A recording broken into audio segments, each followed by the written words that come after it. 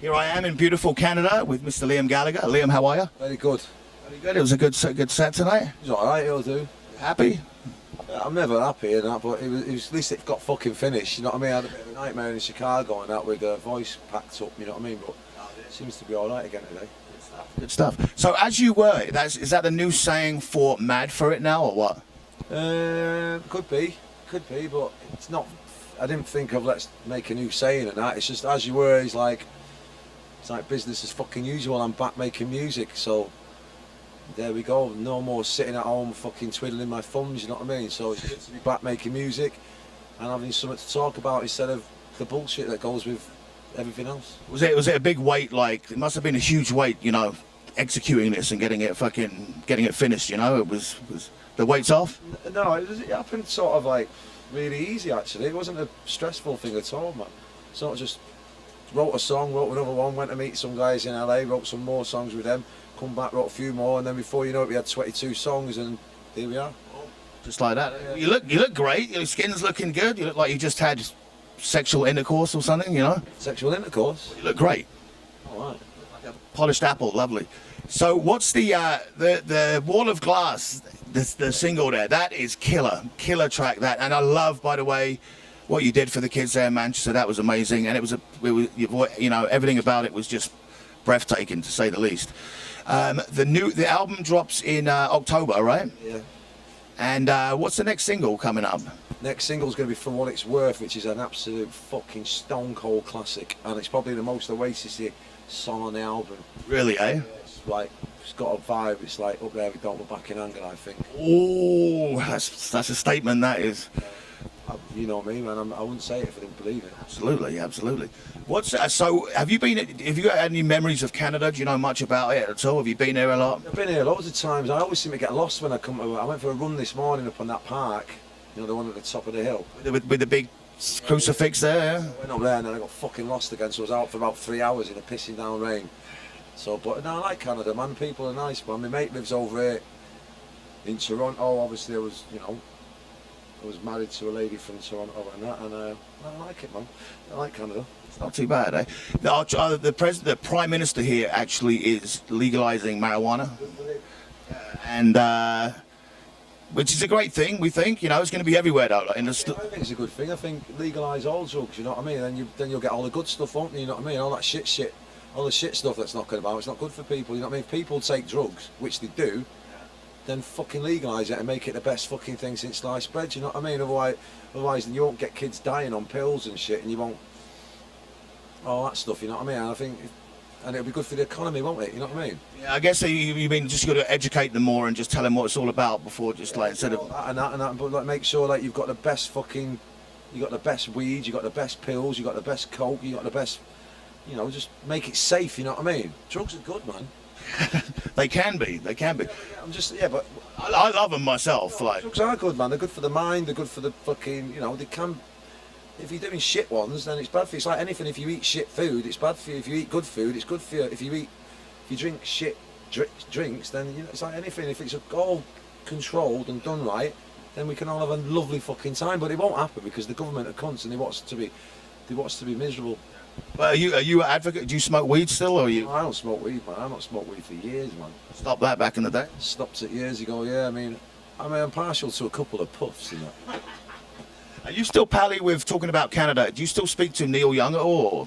The singer song? Neil, what, the only Neil Young? No. I've met him a few times. He's been an absolute gentleman, and he took us out for dinner one night with his wife Peggy and that. Well, he always spoke highly of you guys. Yeah, because we try to do the same. We try to like keep the same thing, keep the fucking same flame alight. You know what I mean? But no, I love Neil Young. He's fucking great, man. What about Justin Bieber? Do you like him? I do actually, yeah. I think he's from here. That's the only reason I'm relating to this. You know. Yeah, no, I fucking love Bieber, man. I think everyone gives him a bad rap, and he's a very talented kid. Some of his clothes are cool and that, and obviously he's a bit fucking stressed because he's a young kid and he got all the girls screaming at him and that. But I reckon he's talented. You've been there yourself with that one. Oh yeah, I've had guys and all, you know what I mean, screaming that. But I think I like him. I do like Bieber, man. I think he's a good lad, man. I think he's very talented, man, and he obviously is. You know what I mean? So he's just. That pop world's a different fucking thing, innit? You know what I mean? They just work you to the bone, don't they? And if you say no, they fucking crack the whip, you know what I mean? So I got a lot of respect for him myself. You know, I think he's pulling off some good shit. You know. I wouldn't say I've got his records, but I like him as a person. I think he's cool. So who are you digging these days then? What bands are you loving these days? No one really. No, no one's faulting. No one's. It's all about. It's just you right now. You're the only one. You're... I'm partial to good music, but I think if you've got to go looking for it, then it can't be that much cop. It should come and find you. You know what I mean? So, and I guess there's good records out there, but they're being made by fucking bland fucking people. For me, I'd rather an half decent record with a character. You know what I mean? It's like. That your producer on your record though, that for Wall of Glass, that's a beefy sound. Greg Kirsten, man, he's the top man. He's the dog's bollocks, eh? What would you say if I was to ask you a question? What is the meaning of life to you? I ask a lot of people this. Life is happiness, honesty, and being your fucking self, man. And sometimes being yourself can land you in a load of trouble, but I think being yourself, once you know who you are, then it all falls into place, man. You know what I mean? If you don't know who you are and you're running away from yourself, then you're gonna have a bit of a nightmare. Well, that's the whole thing. Trying to figure out who you are, though, that can take forever, though, can't it? Like Harry. Drugs will sort that out, yeah. Yeah.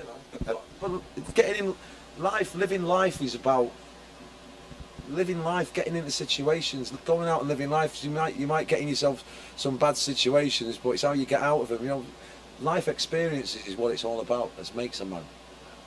So it all goes under time then, really. You got to learn how to manage time properly at the same time, though. You just got to get out of your house and stop fucking looking on fucking Facebook and stuff, and just go for a walk and just get yourself, meet the people, man. Enjoy people. People are great. Yeah, absolutely. There's one other thing. What if I was to ask you what the most embarrassing time of your life was? The embarrassing moment of your life ever was?